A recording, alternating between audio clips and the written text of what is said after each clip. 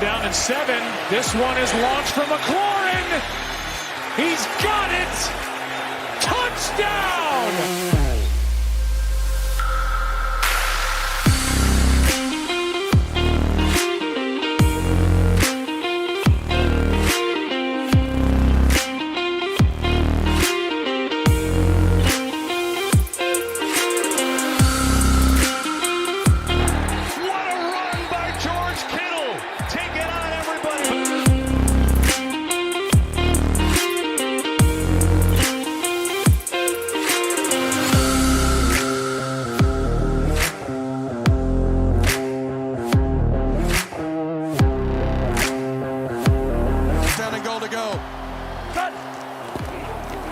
Play action fake. Right side throw. Touchdown!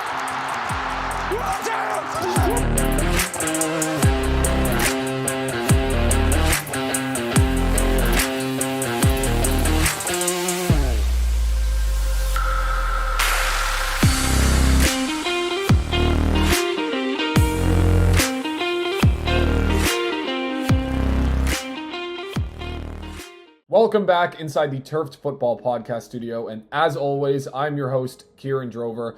I want to take a quick minute to thank all of you for watching my last video, which I know has now been, I think, over 6 weeks ago. It was the Cade Klubnik versus Lenoir Sellers breakdown. Over 7,000 views on that video, more than 100 comments. That is by far the most popular video that I've published, and I appreciate all of your guys' support. I know that most of you didn't agree that heading into this season, Cade Klubnik is the better quarterback. In fact, I would say about 95% of you disagreed with me and said that Lenoir was far and away better than Cade. I do think he has the tools to eventually become that guy, but for now, I'll take Klubnik. All of that aside, I do apologize that it's been so long since my last video, and this video is going to be new and unique. It's going to be a complete prediction of the entire 2025 NFL season. I will be breaking down all 8 division winners, each conference's wildcard teams, every single NFL award for the 2025 season, the Super Bowl matchup, and who I think will be crowned as Super Bowl champion this year. So please stick around to find out exactly what I think is going to go down during the 2025 NFL season, which is now just right around the corner. And a quick disclaimer before I actually get into things. I'm going to start with the division winners and then go into my wildcard teams. There are 2 things that I tried to hammer down that have happened pretty frequently over the past few years in the NFL, one of which is a team going from worst to first in their division. Yes, from 4th place to first. Also, I wanted to pick a first-year starting quarterback to make the playoffs. Last year, Jaden Daniels did it as a rookie, and the year before that, CJ Stroud did it when he was a rookie. Here we go.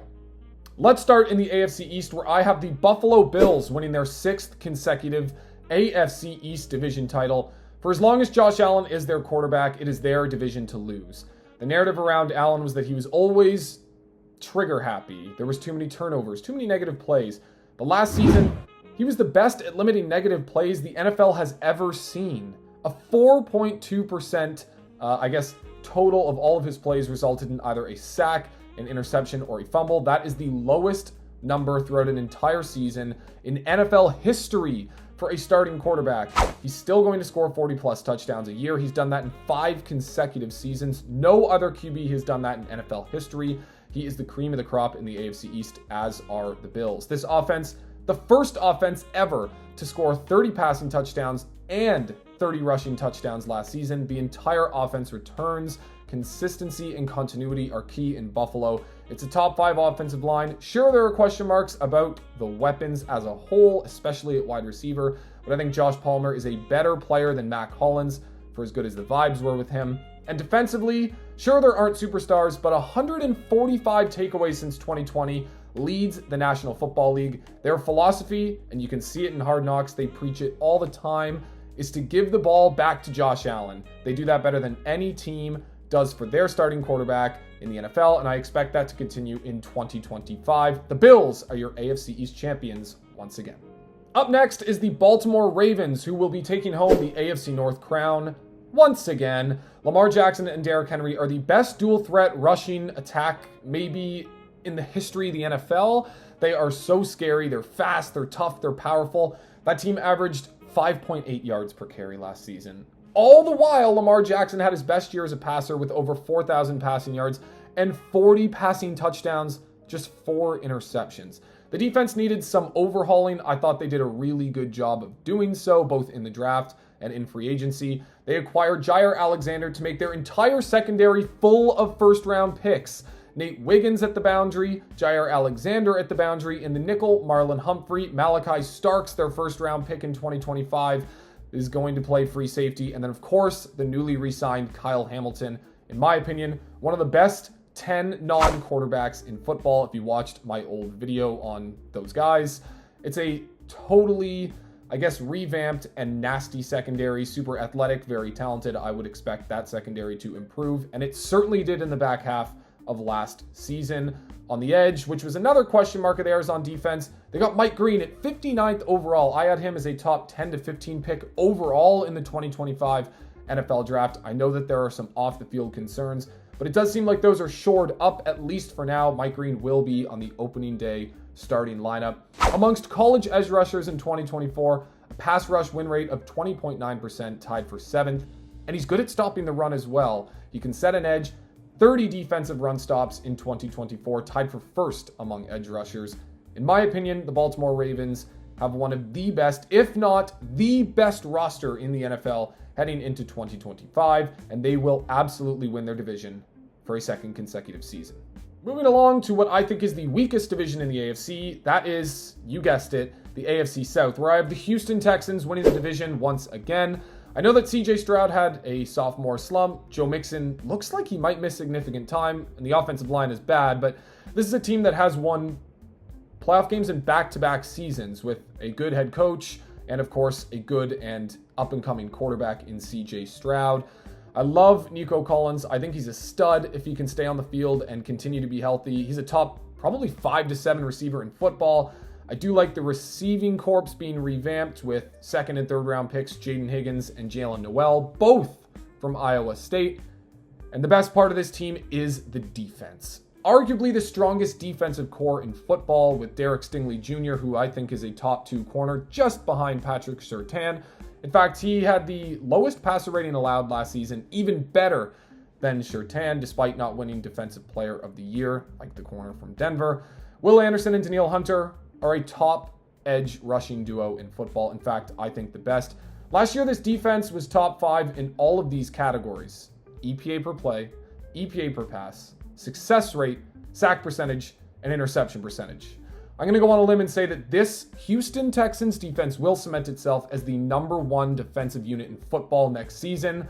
Look out for the Texans. They, I think, are going to win the division once again. And now for the most boring pick of all, as I have all 4 AFC division winners from a year ago repeating. It's the AFC West, and it's the Kansas City Chiefs. They have the best quarterback and head coach duo in the sport. That, if anything, is a winning formula between Andy Reid and Patrick Mahomes. Not to mention, they have the best defensive coordinator in the sport, as Steve Spagnuolo has the Chiefs defense playing elite every single season. They have a top pass rusher in Chris Jones at defensive tackle. He's been doing it forever. And a top corner who can shut anyone down, both at the boundary and in the slot, in Trent McDuffie. I think they addressed the left tackle need that they had really all season long, even into the playoffs, with Josh Simmons being drafted from Ohio State in the 1st round. Thought he was a steal. If it weren't for injuries in his final year at Ohio State, he could have gone a lot higher than where he went to the Chiefs at the tail end of round 1. And then, of course, Rashee Rice's suspension is ridiculous. 6 games is far too short when you consider there's players accidentally taking banned substances getting the same amount of games as a felony charge. But that aside, him returning after just 6 games is going to be huge for the Chiefs' quote-unquote receiving problem. He had 29 targets in just 3 games before going down with an injury last season. Give me the Chiefs to once again, I know it's boring, repeat as AFC West division winners. Moving along to the wild card, and the first team that slips in for the AFC is the Denver Broncos at the 5 seed. Bo Nix and Sean Payton, I think, is a great combination of head coach and quarterback that is only going to get better. They're going to check the ball down, run the ball really effectively. I love the additions of both J.K. Dobbins and R.J. Harvey in the 2nd round from UCF. And then, of course, play good defense, and that is a winning formula in 2025 and pretty much has been for the entire history of NFL football. This defense is only getting better after being completely dominant a year ago. Patrick Surtain is as good as ever and healthy heading into 2025 after winning the Defensive Player of the Year award in 2024. They've re-signed Zach Allen, who's an elite interior defender that can also play on the edge. And they also added Jahdae Barron, who is one of my favorite prospects in this year's draft. He can play the nickel, he can play the boundary. He even played some linebacker at Texas. He's got good ball skills, he's a good tackler, and of course, he's good in coverage. And then they took low-risk, potential high-reward chances on safety Talanoa Hufanga from the 49ers and linebacker Dre Greenlaw. Both have suffered some injury problems, but both can play at an all-pro level, and I expect that continue for the Denver Broncos in 2025 as they will be heading back to the playoffs for a second consecutive season. Coming in just behind the Denver Broncos at the number 6 seed, I have the Cincinnati Bengals. No one in football executes the passing offense at a higher level than Joe Burrow. 38 big-time throws last season that led the league, while only having a 1.9% turnover-worthy play rate. He had a 70.6 completion percentage on a league-leading 652 passing attempts. That is totally absurd. Jamar Chase is locked up. T. Higgins is locked up. They played the preseason, so I expect a lesser slow start than we saw or have seen in years past. Trey Hendrickson is re-signed now. The defense might not be much better, but in a quarterback's league, I think Joe Burrow has zero business missing the playoffs in 3 consecutive seasons, and so therefore I have the Cincinnati Bengals returning in 2025. And now for my boldest prediction of perhaps the entire video. Number 7 seed in the AFC is going to be, in my opinion, the Miami Dolphins. And I have some numbers on my notes here to back this up. But first, they have a sneaky good defensive front. Chop Robinson is an up-and-coming pass rusher from Penn State who I expect to break out in a big way. Zach Sealer just got re-signed on the interior. Kenneth Grant, the 13th overall pick, is a monster from Michigan. And then the combination of Bradley Chubb and Jalen Phillips, who used to be really good pass rushers and will hope to refine their form after suffering significant injuries, makes this defensive front one of the best in the business. When Tua Tagovailoa is healthy, the offense can score points at will. Tyreek Hill, Jalen Waddle, Devon Achane is one of the best trios of weapons in all of offensive football in 2025. When Tua is healthy, he has a 38-24 career record as a starter. And barring injuries, his 17-game pace over the past 3 seasons puts him at a 69% completion rate with 4,577 yards and 30.3 passing touchdowns a season. I know there are secondary concerns. People don't love the offensive line, although I do think it's improved and super athletic, which I think is both what makes this offense so volatile as it does exciting.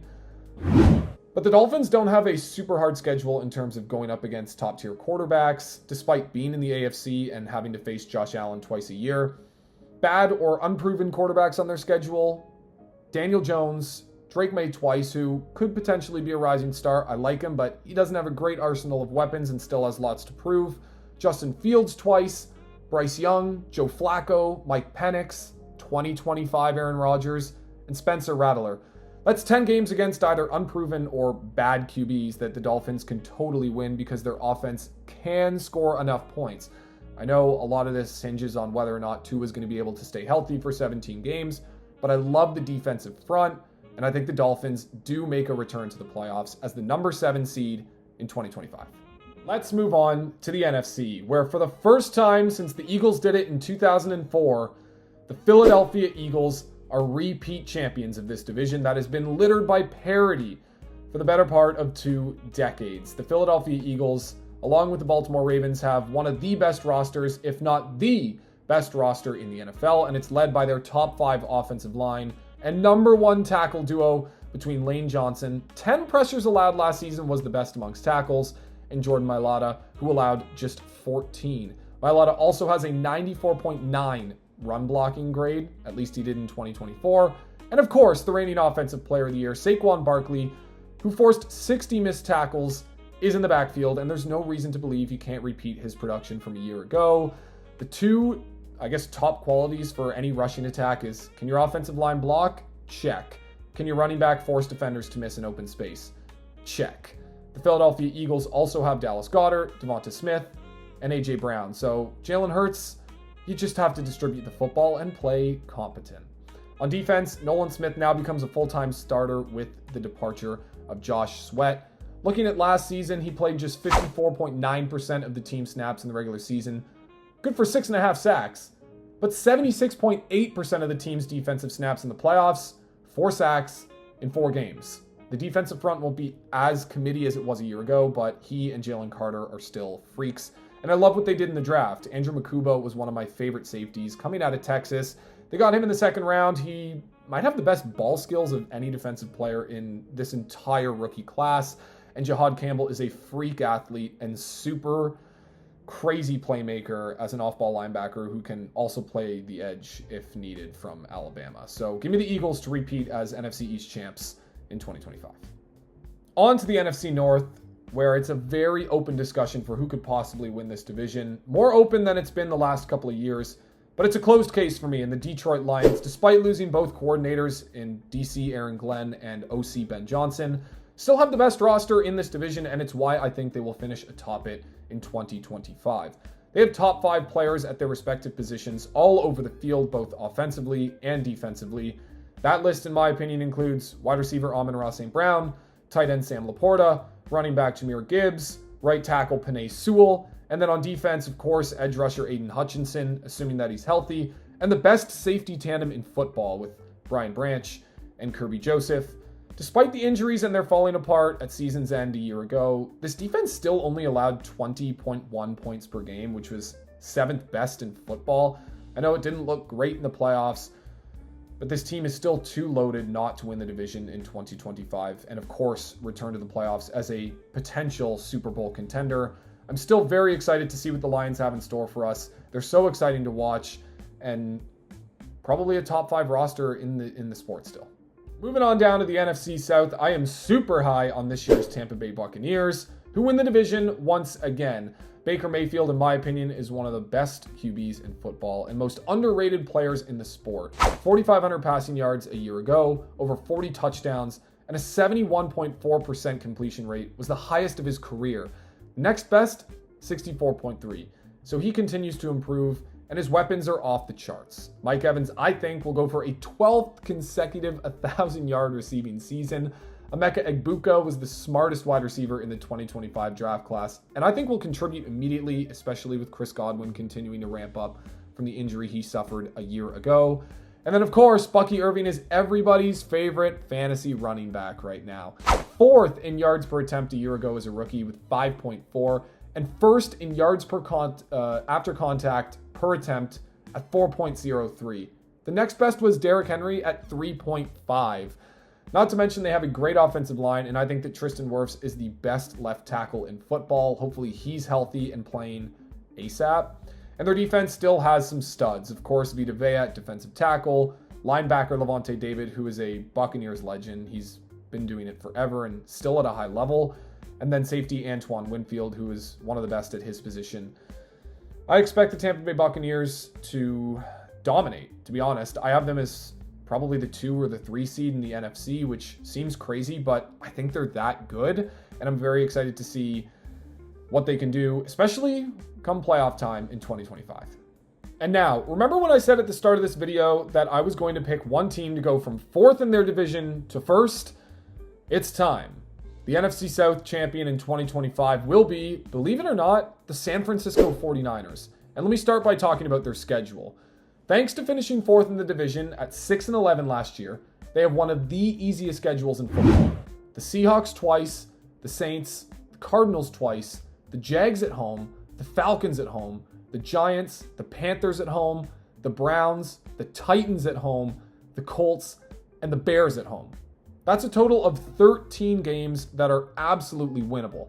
Their 4 hardest games are the Rams twice, who I think are great and will, spoiler alert, be one of my wildcard teams, the Bucs, and the Texans. There's no Eagles, there's no Commanders, there's no Lions, and there's no AFC juggernaut at a conference game against an elite QB like Burrow or Jackson or Mahomes or Allen. Kyle Shanahan still is one of the best offensive playmakers and scheme builders in football. George Kittle's the best tight end in the sport, in my opinion. He blocks like a 6th offensive lineman and is a bona fide wide receiver. The weapons are healthy, and I think, still going to be good. CMC, his resume speaks for itself, and Brandon Ayuk is a good receiver as long as that knee is going to hold up. And Brock Purdy, people forget, ranked 4th in MVP voting just 2 years ago. Sure, I don't think he's as elite as some of the other upper echelon quarterbacks, but with the right, healthy offense around him, he is going to be at least good and serviceable. And with this easy schedule, I think the San Francisco 49ers win a lot more games than maybe people expect them to be capable of this year. I still like the defense. Fred Warner is a superstar at linebacker. I think they have a super underrated cornerback duo with Diomedor Lenar. I hope I said that right. A 72.6 passer rating allowed last year was 13th best amongst NFL corners. And Renardo Green, 9 pass breakups and a pick last year in less than 400 coverage snaps. He has great ball skills. Give me the San Francisco 49ers with a defensive front that will probably be improved. Nick Bosa is still a great edge rusher, and I like the high upside pick of Micah Williams in the first round as both a running edge defender and a pass rusher. Put that all together, and San Fran is going to win the NFC South, in my opinion. On to the wild card. We're the number 5 seed. I just mentioned them. The Los Angeles Rams are one of the best teams in football. Crazy to think I don't have them winning their division, but with question marks surrounding Matthew Stafford's health to begin the season, and of course, like I said, the easy schedule that the 49ers have in store as a result of finishing dead last in the NFC South last year, I think puts the Rams as a wild card team. We know that they're going to score a ton of points with, again, Matthew Stafford, assuming he's healthy, Puka Nacua, Devontae Adams, and Kyren Williams. But what puts them a step above a lot of the other teams in the NFC, I think, is their defensive front. Braden Fisk, 8.5 sacks as a rookie last year, finished 3rd in Defensive Rookie of the Year voting. At 1 Tech, Poona Ford, great vet coming over from the Chargers, 85.3 defensive grade according to PFF last year. At 3 Tech, Kobe Turner, 17 sacks over the past 2 seasons as a DT, that ranks amongst the top in the league, and 33 run stops in 2024, was 4th best for defensive tackles. And then, of course, Jared Verse, a 1-year resume, but it really does speak for itself. 89 pressures, that led the NFL, and he won defensive rookie of the year. And then the depth edge rusher, Josiah Stewart, who they got in the 3rd round, I think was a steal. If you go back and watch my guys video before the draft, you'll learn a whole lot about Josiah Stewart. So give me the Rams to be the number 5 seed and, of course, make the playoffs. Coming in at the number 6 seed in the NFC, I have one of the teams with arguably the most question marks, mostly because of their quarterback, and that is the Minnesota Vikings. They still have an incredible coaching staff led by Coach of the Year from 2024, Kevin O'Connell, and Justin Jefferson is the best wide receiver in football, in my opinion. They improved at offensive line, particularly in the interior, which gave them a lot of troubles at the tail end of last season, ironically against the Rams in the playoffs as well.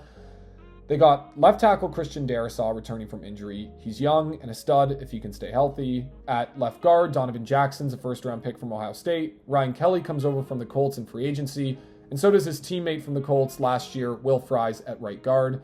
Like I said, JJ McCarthy is the biggest question mark on this team, but if you watch my upcoming video, which will be out in a week, I've been researching it all summer, I think that JJ is the perfect fit for this Vikings offense in terms of the way that he plays, and the way that this Vikings offense wants to play. Adding Jordan Mason to a running back backfield that already has Aaron Jones, who had 1,500 scrimmage yards last year, people forget, I think is awesome. This team's going to run the football, run a ton of play action, and take deep shots to Jordan Addison and Justin Jefferson. And then, of course, with Brian Flores as defensive coordinator, send a ton of blitzes and play good defense. So, yes, I know that people aren't so sure on JJ McCarthy, and he is coming back from a significant injury, but he is the first-year starter that I see getting into the playoffs in his first year as a starter. I know he's not a rookie, but it is his first year under center after being injured a year ago. Give me the Vikings to return to the playoffs. Finally, the number 7 seed in the NFC and the final playoff team in my bracket, the Washington Commanders. Forewarning, I actually have this team taking a step back, but because it's a quarterback league and Jaden Daniels is already top 7, let's say, at the position, they are still going to make the playoffs. But they're super old, and there are a ton of question marks at key positions. Sam Cosmi was their best offensive lineman in 2024. He tore his ACL against the Lions in the divisional round, and certainly will not be healthy to start the season or in the lineup. I do like adding Laramie Tunsil, but he's on the plus side of 30. Deebo Samuel turns 30 this year and hasn't shown much over the past couple of seasons in San Fran. Terry McLaurin just signed a big deal, but he's turning 30. Zach Ertz is on the plus side of 30. Austin Eckler is on the plus side of 30. There's pass rush concerns. It wasn't a good unit last season, and their main answer heading into 2025 is a 36-year-old Von Miller who is going to exclusively play on third downs, most likely. And Bobby Wagner's quarterbacking their defense at a whopping 35 years old. He was drafted in the same draft as Luke Kuechly. I know he was still serviceable a year ago, but at some point there's probably going to be a drop-off. Sooner rather than later, I think this team's actually going to have to go through some sort of a retooling or mini rebuild around Jaden Daniels. Because he's so good and Cliff Kingsbury and him were such a good fit, and I like Dan Quinn as a head coach, I do see them returning to the playoffs, but I think 10-7 is a reasonable expectation for what this team's record will be, despite all of the promise that they showed last season. Okay, guys, I know this is totally abrupt, but before I move on to my awards predictions for the season, no more than 2 hours after I finished recording this, the Green Bay Packers have traded Kenny Clark and 2 first-round picks to the Dallas Cowboys in exchange for Micah Parsons, who signs a 4-year, $188 million contract that's worth $47 million per season. He becomes far and away the highest paid non-quarterback in NFL history. This is a crazy blockbuster. To be honest, I was expecting the Cowboys to eventually sign him. It seemed like they didn't have much leverage. That's not a player you can just let go, especially when you're in a win-now mode. Dak is signed to a huge contract. CeeDee Lamb is signed to a huge contract. I can't imagine Jerry Jones is trying to lose. But Micah Parsons is a Green Bay Packer. I have the Packers missing the playoffs as part of my predictions. This does change that. Who would I take out? I guess one of Washington or Minnesota. But I just wanted to throw this in here to let all of you know that I did see this news. It did unfortunately come just after I finished not only researching, but recording this podcast. A crazy blockbuster. If you watched my video on the top 10 players in football who aren't QBs, Micah Parsons, I think I remember I had him ranked as 5. He's an elite pass rusher that can rank any game from any position on the defensive front. Crazy news. I guess the Packers will probably make the playoffs. I would hope so after making a move like that. They're obviously very confident in Jordan Love, their first-round pick, Matthew Golden, elevating their offense. They just needed one more piece on defense. Micah Parsons will be that, and then some. I still think Detroit, despite this trade, takes the NFC North, but the Green Bay Packers are serious playoff contenders, and perhaps more after acquiring Micah Parsons. And now for some fun. Quick hitting, I'm going to go through who I believe are going to win all of the NFL awards in 2025. Starting with the most valuable player, it's a quarterback award, and it goes to a quarterback again as Joe Burrow takes home his first MVP for the Cincinnati Bengals. So long as the Bengals make the playoffs, it's Joe Burrow's award to lose. The story going into this season is that without him playing at an elite level, which I'm sure he will, this team has no shot thanks to a poor offensive line and a really bad defense. Up next, the Offensive Player of the Year, and it's the best wide receiver in football. If you've been paying attention to this video, my answer to that is not Ja'Marr Chase, but Justin Jefferson, who takes home his second OPOY. If the Vikings make the playoffs and JJ McCarthy is a big part of it, which he'll likely have to be, then I think it's because Justin Jefferson has just played at a different level and once again has elevated the entire offense and whoever is playing at quarterback. So give me the Vikings to make the playoffs as the 6th seed in the NFC and Justin Jefferson to take home this award as a result. On to the defensive side of the ball, I have the DPOY being Will Anderson Jr. of the Texans. I think it's way too easy to go with someone like Myles Garrett or TJ Watt, so I decided I'd go with a more unorthodox picks, if you will. I said that I think the Houston Texans are going to have the league's #1 defense in 2025. Will Anderson Jr., a young stud at pass rusher who can win with speed and with power, leads the way with 15-plus sacks, breaks out as one of the NFL's biggest defensive stars, and takes home his first Defensive Player of the Year award in 2025. As for the rookies on the offensive side of the ball, I have the Offensive Rookie of the Year being running back Ashton Jeanty from the Las Vegas Raiders.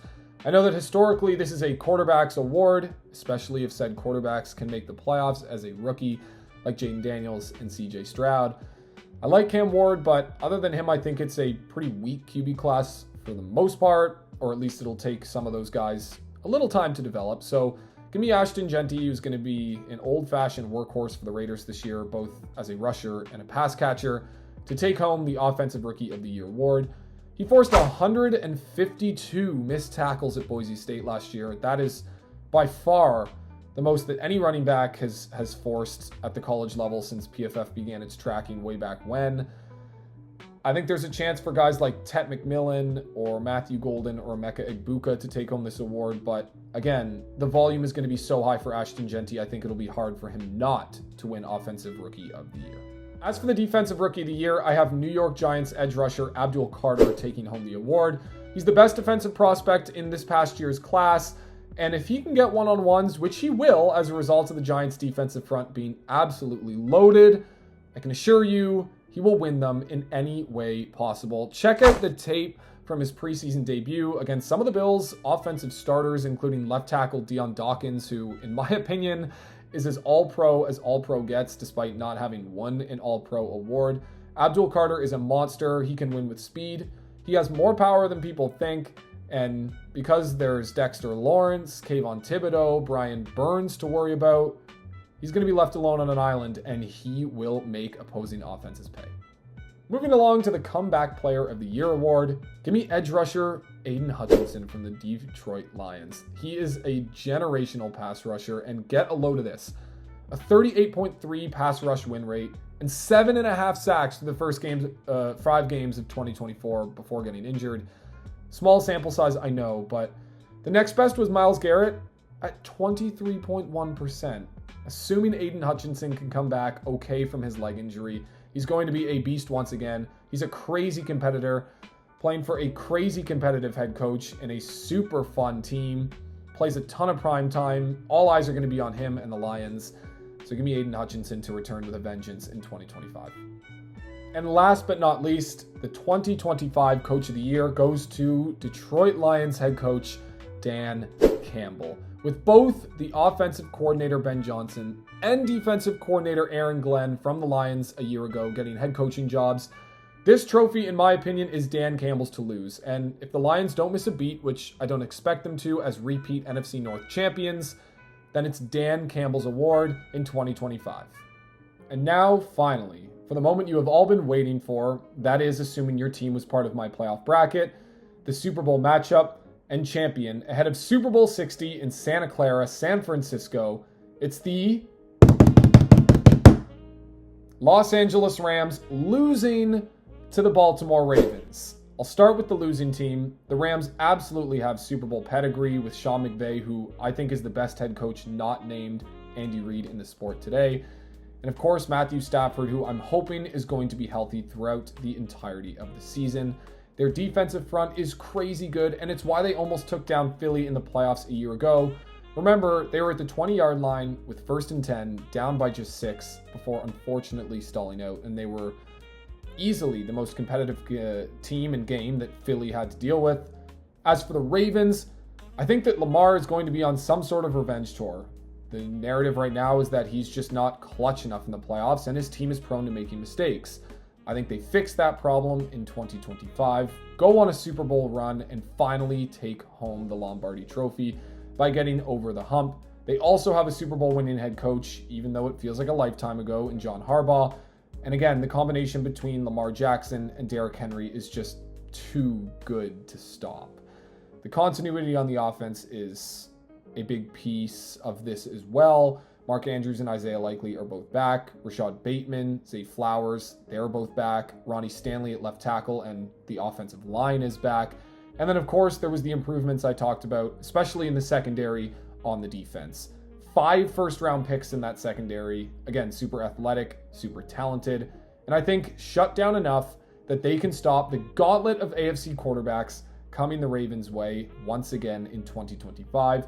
I think winning the number 1 seed will be key, which I have the Ravens doing, and therefore I have Baltimore winning Super Bowl 60 in San Francisco in February of 2026.